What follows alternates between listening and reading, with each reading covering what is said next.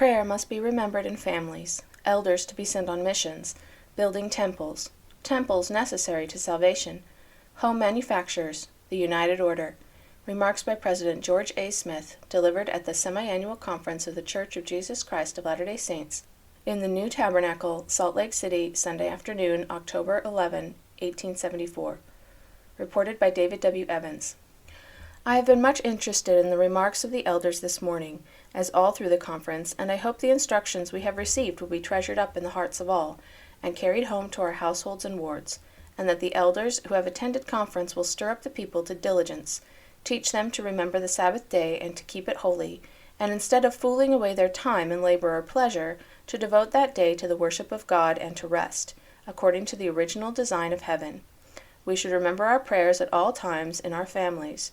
We should also remember to observe the word of wisdom, and be careful to continually pursue such a course as will entitle us to the blessings of the Lord, and that His Spirit may unceasingly abide in our hearts. As members of the Church of Jesus Christ of Latter-day Saints, we should let our light shine before men, by observing the principles which we profess to have obeyed. We need not be troubled because false reports are sent abroad into the world concerning us. This has been the universal lot of the saints in all ages of the world. The Savior said, "Blessed are ye when men shall persecute you, and say all manner of evil against you falsely for my name's sake." If we are only conscious within ourselves that these charges are false, we need not fear, and we should never hesitate to lift up our voices among the children of men in bearing testimony of the truth revealed in these latter days, through the prophet Joseph Smith. We are anxious to publish the standard works of the Church to a greater extent than hitherto. Some of them have been republished, and others are in progress, and we wish to have the cooperation of the saints generally throughout the territory in helping on this work. Our publications should be in every family of the saints, and we wish to exercise that kind of influence in the midst of our people that will lead them to make themselves acquainted with the contents of the Bible, Book of Mormon, Doctrine and Covenants, and such other works as are or have been published illustrative to the principles of life and salvation made known in the gospel of Jesus Christ, that they may be more generally understood by those professing to be Latter-day Saints. We expect before the conference closes to call a considerable number of elders to go and preach the gospel in the United States. There have been but few missionaries sent to the States, and the present generation there have, to a great extent, formed their notions of us and our faith from the false reports sent through the press. And as we all know that notions so formed cannot be other than erroneous, we shall call a considerable number of elders to go and travel through the States, representing the gospel in its true light, and bearing testimony to the truth, that the generation that have grown up since we were driven into the wilderness may learn and know for themselves the facts concerning us. We are laboring, as has been referred to by some of the brethren who have addressed the conference, to build a temple in St. George, and one in this city. The work is moving on in both places. I feel quite gratified at the success of the workmen the present season on the temple here. Take the granite from the boulders in the mountains, bringing it here, cutting the blocks, placing the pillars in position, and getting everything in the mechanical style that it is in the last 2 years is perfectly wonderful to me. The erection of a temple like this is a great work and requires a vast amount of means, energy, and skill. We have not had as much means to sustain the brethren who have been laboring upon it as we anticipated, in consequence of the change of the times, and the failure of some to come forward and pay their tithing, and thereby supply the demand. Yet we have moved the work forward gloriously. Brother Pinnock has the gates open, and I invite the bishops and all the brethren and sisters from distant places to go and see the beautiful work we have done on that temple. And while you are inspecting what has been done, try and realize the amount of labor and means that have been required to accomplish it. Think of the millions of dollars that King Solomon expended in building the foundation of his temple, and of the heavy tax it was upon the people. And then, if you want to compare his work with ours, think of the manner in which we are carrying this forth. I wish the saints also, when visiting the temple, to raise their hearts in prayer to the Most High, that he will bless the efforts that are being made to rear a house to his holy name. We invite all the brethren and sisters to contribute their monthly offerings in money, that these workmen may have a portion of their wages in money, and such necessaries as cannot be obtained without it. For a considerable portion of the present season, the temple workmen have had to do almost entirely with home products. Some of them have stuck to it faithfully. Others have been compelled to quit. In fact, for want of means, we were under the necessity at one time of dismissing 50 hands. But we have kept the work moving, and if the brethren will go and see what we have done, they can but be surprised and delighted. It is a glorious work, and one that is to be dedicated to the Most High God. Then let our hearts be lifted to him in prayer, that this work may continue, that we may be protected from the wrath of our enemies, and from the vengeance of the wicked one, and be able to complete this temple and dedicate it, that the glory of the Lord may rest upon it, and the various quorums of the priesthood be organized within it, and that we and our children may be permitted to enter its sacred precincts, and receive the ordinances of the priesthood, and the blessings of the gospel of peace, which can be received only in a temple of the Lord. I wish to bear my testimony to the principles of the gospel which have been revealed. I never wish to stand before the saints without doing that. For when I was called as one of the first 70s to bear testimony to the people, I lifted my hand to heaven and said, "If I ever forget to bear testimony to the gospel of Jesus Christ and the true mission of Joseph Smith, let my right hand forget its cunning and my tongue cleave to the roof of my mouth." From that day to this, I always remember to bear my testimony when I address the people, for I know that this gospel and the plan of salvation revealed to Joseph Smith and taught by the apostles of this church is true. Men may say that Brigham Young and the elders of this church are impostors, but I know that they were called by revelation and ordained and set apart to do this work through Joseph Smith, and they are the servants of the Most High God. They were called to proclaim the gospel and to administer its ordinances, and with all their hearts they have labored to accomplish the work assigned them. It is written that Elias was a man subject to like passions as we are, and he prayed earnestly that it might not rain, and it rained not on the earth for the space of 3 years and 6 months. This shows that a man of like passions to ourselves may obtain faith to perform great and good works, to give wise instructions, to proclaim the principles of the everlasting gospel, to bear testimony to the truth, to administer in the work of the Lord, and bear off his kingdom. And it is our duty, as we have already been warned, to exercise faith for those in authority, that, while they contend with like passions with ourselves, they may have the Spirit of the Almighty to preserve and guide them, and to sustain their hands, and in all cases be careful never to be found speaking evil of the Lord's anointed.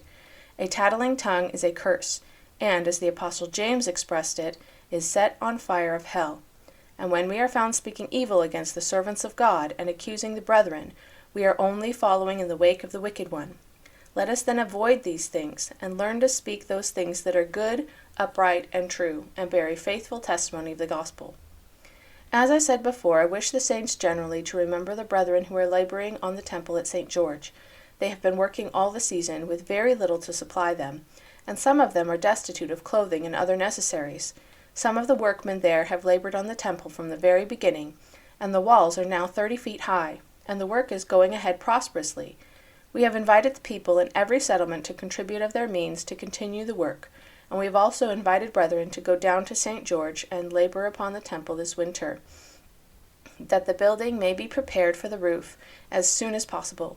It will be a magnificent temple, and will contain all the conveniences of the temples of Kirtland and Nauvoo, and it will be 143 feet long and 97 wide, and the walls will be 88 feet high. It is desirable that the brethren contribute their means to supply the wants of those who are laboring on that temple, that they may be encouraged to continue. We are anxious to push this temple forward to completion as early as possible. It is not so large nor so elaborate in its design as the one in course of erection in this city. St. George is a place which parties living in the northern settlements who may desire to do so can go and spend the winter, and attend to the ordinances of the priesthood. When that temple is finished, we can go down there and be baptized for our dead, receive our anointings and ordinances and all the blessings pertaining to the priesthood, and get our records made to perform that great work which is placed upon us for the salvation of all generations, from that time that the priesthood was lost, the covenant broken, the laws trampled under foot, and the ordinances forsaken, unto the present time. For the salvation of all who have died since then rests upon us as a generation. But if any of us suffer ourselves to be led into darkness by the cunning and craftiness of the wicked one or evil spirits, we lose great and glorious blessings, and a great and glorious responsibility which is laid upon us pertaining to the salvation of ourselves and our ancestors. We call upon all brethren to consider these things, and we do not wish any to go and labor on that temple this winter unless they desire to do so, and have got the Spirit to go in order that they may assist in forwarding the work. It is very probable that some who live in the northern settlements who are able to do so will make practice of spending the winter in St. George, because of the mild, pleasant weather which prevails there during the winter season. Last winter the masons worked on the walls of the temple all the winter except 7.5 days, when they were prevented by rain. But to all who may have any intention of going there to spend the winter, I would say, never go with light shoes and thin clothing, but take warm clothing and thick-soled shoes. Do not be deceived with the idea that you will find summer weather there in the winter season. It is more like pleasant spring weather, and when evening comes, good thick warm clothing is needed. In speaking of the press, I wish to name especially the paper published by our sisters, the Woman's Exponent. I feel as though I hardly need suggest to the brethren that natural gallantry would require them, all through the territory, to subscribe to this little sheet, and I believe that if the brethren would do so, the paper would be much more widely circulated, and would do much more good than at the present. The brethren should remember that our sisters hold the ballot in this country, that they have equal influence at the polls with the men, and I certainly think that we should patronize them in their press, for I am satisfied that the prospects of any man being elected in the legislature of Utah Territory would be very poor if the women were opposed to him, for I presume that the women compose a majority of the legal voters of the territory. Hence, under these circumstances, our natural gallantry and the national characteristic to desire office should prompt us to sustain their publication. I hope also that the brethren, in reflecting upon these instructions which have been given during conference, will not forget what has been said in relation to sustaining ourselves with our own material. We have mechanics here who can make good coffins, yet a great many coffins are imported from the States into this territory, for which the money has to be paid.